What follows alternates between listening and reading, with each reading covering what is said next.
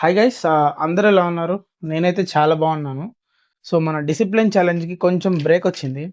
అది ఎందుకు వచ్చిందో కూడా చెప్తాను. సో నేనైతే లాస్ట్ వీక్ ఇంటికి వెళ్ళాను, ఎందుకంటే ఫ్యామిలీతో టైం స్పెండ్ చేయడానికి. సో మా మదర్కి టూ వీలర్ నడపడం అనేది చిన్నప్పటి నుంచి కోరిక. సో ఆమెకి టూ వీలర్ నేనే దగ్గరుండి నేర్పించాను. ఆ మూమెంట్స్ అన్ని క్యాప్చర్ చేయొచ్చు, బట్ అన్ని క్యాప్చర్ చేయడానికి కుదరలేదు.